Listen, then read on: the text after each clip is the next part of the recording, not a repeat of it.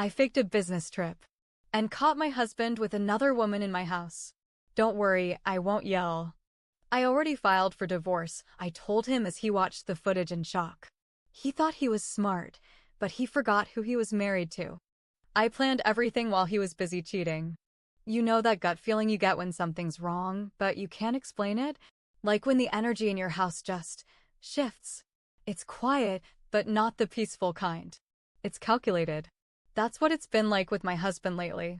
We've been together 8 years. Married for 5. And up until maybe 3 to 4 months ago, I would have sworn we were rock solid. Not perfect, but happy. We had little routines, inside jokes, lazy Sundays, dumb arguments about takeout, normal stuff.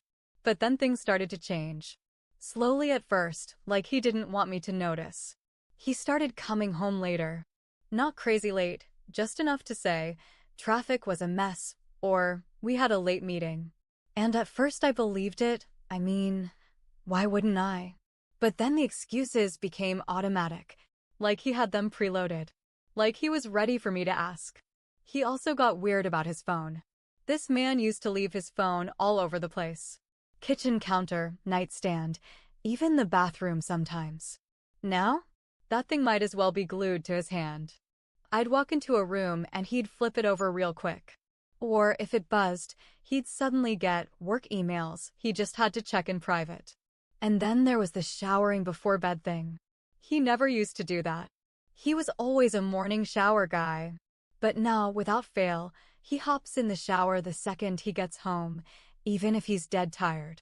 Says it's to wash the day off. But it feels more like washing someone off. At first I tried to talk myself out of it. Told myself I was being paranoid, maybe even insecure. But my gut wouldn't shut up. And here's the thing, I trust my gut more than I trust anyone. It saved me before. So one night I asked him, real casual like, what he had planned for the weekend. He shrugged, said he was probably just gonna relax. I asked if he wanted to go out for dinner or maybe hit the beach like we used to. He said he'd think about it, but didn't look excited at all. That's when I knew. Whatever this was, it wasn't just in my head. He was detached. Not angry. Not distracted. Detached. And that's somehow worse. That night, as I lay in bed next to him pretending to scroll on my phone, my brain was going 100 miles per hour.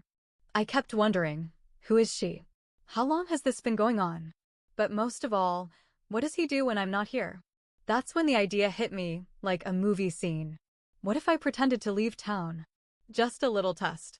Nothing crazy. A fake business trip. 3 days. Just enough to see what he does when he thinks I'm not around. I'm not proud of it. I'm not even the sneaky type. But something deep inside me needed the truth. I didn't want to start a fight with no proof. I didn't want to confront him just to be gaslit into thinking I was being emotional. So I started planning. And let me tell you, when a woman's heart is broken, but she still wants answers, her mind becomes dangerous. So the next morning, I start setting my little operation in motion. First thing I do? I text my coworker Emma, bless her soul, and tell her everything. She's one of the only people I trust with my life. I ask if I can borrow her car for the weekend and crash at her place for a bit. She says yes without even blinking. Honestly, I think she was more excited than I was. Said she always wanted to be part of some Lifetime movie *T. Next, I craft the perfect excuse, a marketing conference in Tampa. I work in digital advertising, so it's a believable cover. I even mock up a fake itinerary and forward myself a confirmation email from a made-up company domain. Thank you, free email generator sites. I printed the whole thing out and left it in plain view. If he decided to peek, it would all look legit. I packed a suitcase with enough clothes to sell the lie, but nothing I'd actually miss. Threw in a curling iron, some makeup, a couple wrinkled blazers. Nothing special. Just conference woman on the go energy. On Friday morning, I kissed him goodbye at 8 a.m. sharp. He was sipping coffee, barely looked up from his phone. Just said, "Have fun, babe. Text me when you land." I smiled, got in Emma's car, and drove exactly 3 blocks away. Then I parked. And waited. This was probably the weirdest moment of my life. Sitting in someone else's car, watching my own house like a stalker, heart pounding like I'd just robbed a bank. My hands were shaking. I had no idea what I was expecting to happen, but my instincts were screaming at me. Don't leave. Watch. And oh boy, I didn't have to wait long. 20 freaking minutes. That's all it took. A car pulls up. Some gray little Honda Civic. Music blaring. I don't recognize it, but it's definitely not someone from our street. Then she steps out. She's young. Like, definitely younger than me. Maybe mid-20s? Wavy brown hair, tight jeans, oversized sweatshirt. She's holding a Starbucks cup and walking up to my house like she owns the place. And the worst part? She uses her own key. I swear to God, my heart dropped into my stomach so hard I almost threw up. She didn't knock. She didn't call. She didn't even hesitate. Just walked up and let herself in like this was her weekend getaway spot. I pulled my phone out so fast I almost dropped it, took a photo of the license plate, then zoomed in and snapped a shot of her face through the window. Just in case. Just in case I ended up needing it later. My hands were sweating. I felt frozen. I wanted to charge in and scream. But I didn't. Because I needed to see this through. I needed the whole picture. So I waited. I sat there for hours, watching lights go on and off. Watching shadows move in the living room. At one point, I could see them on the couch. Her legs stretched out across his lap. His hand on her thigh. I couldn't hear what they were saying, but it didn't matter. I already knew. At around 7 p.m., I watched him carry 2 wine glasses into the living room and sit down next to her. She curled up under a blanket, our blanket, and he wrapped his arm around her like it was the most normal thing in the world. That was the moment it hit me. This isn't some random one-night stand. This isn't a mistake. This is something that's been happening for a while. It wasn't just betrayal. It was routine. And it shattered something inside me. But I didn't cry. Not yet. I just sat there, in the dark, breathing slow, making a plan. Because now I had what I needed. And I wasn't done. It was sometime after midnight when I finally moved. I had been sitting in that borrowed car for hours, barely blinking, watching my house light up and dim like I wasn't even real anymore. Like they were living some cozy rom-com fantasy in the same space where I folded his laundry, made soup when he was sick, where we hung our first Christmas ornaments. I had cycled through every emotion, rage, heartbreak, nausea, and landed in this weirdly calm place. Like something inside me froze over just to keep me functioning. So I made a decision. A bold, probably reckless decision. I was going in. Not to confront. Not yet. I didn't want a scene. I wanted information. Evidence. I wanted to see with my own eyes what my marriage had turned into behind my back. I took off my shoes, grabbed the little flashlight on my keychain, and walked around the side of the house, heart pounding so loud it felt like a drumline in my chest. We have a back door that sticks unless you push it a certain way. He always forgets to lock it. And tonight? Lucky me. It was unlocked. I crept inside as silently as I could. The kitchen was dark. I could hear the low hum of the TV in the living room and occasional bursts of laughter. Hers. His. Together. I wanted to vomit. I tiptoed down the hallway, stopping just before the corner where it opens into the living room. I could see a sliver of the screen. They were watching a movie. Something dumb and romantic. They were curled up on the couch. Our couch. She had her feet tucked under her, wearing one of his hoodies, the one I always steal when I'm cold. He had his arm lazily around her shoulders, like they'd done this 100 times. There were 2 empty wine glasses on the coffee table. And pizza. Of course he ordered pizza. He never cooks when I'm not around. I stood there, invisible, just watching. And in that moment, I wasn't angry. I wasn't even heartbroken. I was done. Done begging for attention. Done playing the cool wife who lets things slide. Done wondering if I was just imagining things.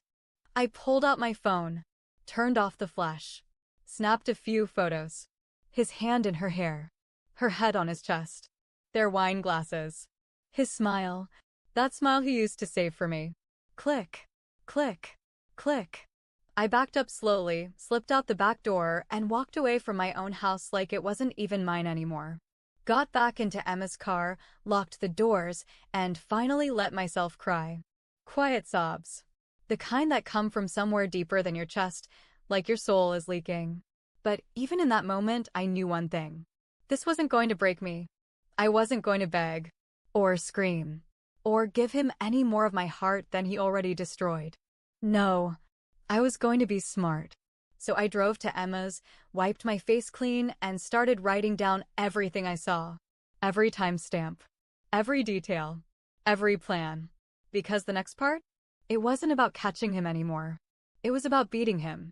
The next morning, I woke up in Emma's guest room with a headache from hell and a heart that felt like it had been dropped off a building. But I didn't waste time. I poured myself some terrible instant coffee and opened my laptop. Not to cry about it. Not to vent. No. To call a lawyer. Let me tell you something. You know who gives the best divorce advice? The lawyer you hire before they even know you're coming. I picked one that specializes in infidelity and high-asset cases. No, we're not millionaires or anything, but I wasn't about to let this man cheat on me and walk away with half my stuff. When I told the lawyer what happened, she was calm and cool as hell. She said, "You've already done more than most people in your situation. But unless you catch them doing something physical, this'll be a he said she said situation." I blinked. So him cuddling with her, drinking wine, and her using a key. That's not enough.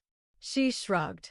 It's suspicious. It's emotional betrayal for sure, but legally, it's not solid. You need undeniable evidence. That's when I decided to go full-on detective.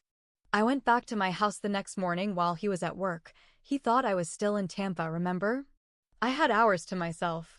I grabbed a few essentials, packed up some personal files, and more importantly, I planted something. A tiny little hidden cam in the living room, disguised in a digital photo frame. Wi-Fi enabled. Motion detection. The works. Shout out to Amazon overnight shipping and Emma's cousin who works in security. I tested the angle, made sure it covered the couch perfectly, and synced it to a private cloud. Everything it captured? Uploaded instantly. Couldn't be deleted. Couldn't be touched. And then I cleaned. Vacuumed. Folded a blanket. Lit a damn candle. I made everything look so normal he wouldn't suspect a thing. After that, I texted him. Landed safe. Long day. Might crash early. Hope everything's okay back home. Love you, Redheart. He responded a few minutes later. Glad you made it. Everything's good here. Just chilling. Love you too, face-blowing kiss. And that was the moment I knew for sure. He was going to bring her back. Again. Same weekend. Same setup. And this time, I was going to catch it all. I went back to Emma's, pulled up the camera app, and waited. Didn't even blink. Sure enough, that night, Saturday, around 8:15 p.m., I got the notification. Motion detected in living room. I opened the stream, and there she was. Same girl. Same hoodie. Same smug little smirk. He came in with a bottle of wine. Sat down next to her. Put on a movie. She curled up under the blanket. He kissed her forehead. And then right there, right on my damn couch, he leaned in and kissed her for real. No hesitation. No oops. Just full-on, romantic, slow-motion kiss. I watched it live. And then I saved the video. I backed it up to 3 different drives, emailed it to my lawyer, and uploaded it to a hidden Google folder labeled Insurance. I didn't cry this time. I just smiled. Because now it was checkmate. I didn't sleep that night. Not because I was sad. Not anymore. I wasn't even angry. I was ready. Sunday morning, I packed up my things from Emma's place, grabbed my laptop, and drove back home. Not in a rush. I even stopped for coffee and a muffin on the way. I wanted to be fresh, calm, and collected. He thought I was coming back Monday afternoon. Instead, I pulled into our driveway Sunday at 9 a.m. sharp. The moment I walked in, I was hit by the scent of wine and cheap perfume. That sweet, fruity kind teenage girls wear. My stomach turned, but I kept my face neutral. The house was quiet. He wasn't home, probably dropped her off already. The wine glasses were in the sink. There was a long, brown hair on the couch pillow. The blanket still half folded from last night's little Netflix Anson party. I smiled, because I had the footage. Everything I needed. I didn't say a word to him that day. Just acted tired, like I'd had a long trip. He didn't even question it. Just gave me a kiss on the cheek and asked if I wanted pancakes. Pancakes. This man really thought he could flip some batter and flip the script on our entire marriage. So I waited. Let Monday roll in. Let him get dressed, pack his work bag, kiss me goodbye like nothing was wrong. And then I sat down at the kitchen table, opened my laptop, and hit play. Watched the whole thing again. Her laugh. His kiss. His hand on her thigh. I didn't flinch. Didn't cry. Just took notes like I was reviewing security footage at work. That night, after dinner, I told him we needed to talk. He looked confused. Nervous, even. Sat down across from me. And then I turned the laptop around. Pressed play. Watched his whole face change. His mouth opened, but nothing came out. His skin went pale like he'd seen a ghost. I didn't speak until the video ended. Then I said, "Don't bother lying." I watched it happen live. I have it saved, backed up, and already sent to my lawyer. We're done. Silence. His first response? Not, "I'm sorry." Not, "Let me explain." He said, "How did you?" I stood up. "Doesn't matter. Pack your things." He begged. Swore it didn't mean anything, said it only happened a couple times. I laughed in his face. "A couple times? You gave her a key." He tried to say we could fix it, that couples therapy might help. I told him I already had a therapist and a lawyer, and he wasn't invited to either. Then I handed him an envelope with divorce papers already drafted. Shout out to my badass lawyer. He stared at them like they were a bomb. "You really planned all this?" I looked him straight in the eye and said, "You plan to betray me. I plan to survive it." And then I walked upstairs, shut the door, and let him sit in the mess he made. The week after I served him the papers was a blur. He moved into a friend's apartment for a few days to think. I told him not to rush. Take all the time he needed. Like, maybe forever. The thing is, I didn't just spend the weekend collecting evidence. While he was cozying up with Miss Frappuccino, I was doing a full audit of our lives. Bank accounts, credit cards, subscriptions, shared files, joint assets. And guess what? Turns out he was hiding more than just a side chick. 2 months ago, he drained half our savings to buy a business investment that I never signed off on. Want to know what it was? Crypto mining rigs. In her brother's garage. I kid you not. He was literally giving her family our money. I had receipts, emails, bank transfers, even a contract with a fake signature that was supposed to be mine. So, when I handed everything to my lawyer, she smiled and said, "Good. We're not just divorcing him. We're burying him." Fast forward to a month later, he's standing in court, trying to argue that the marriage fell apart suddenly. Meanwhile, I've got a file full of photos, time-stamped video, financial fraud, and texts from his little girlfriend asking if he thinks the wife suspects anything. She spelled suspects wrong. Twice.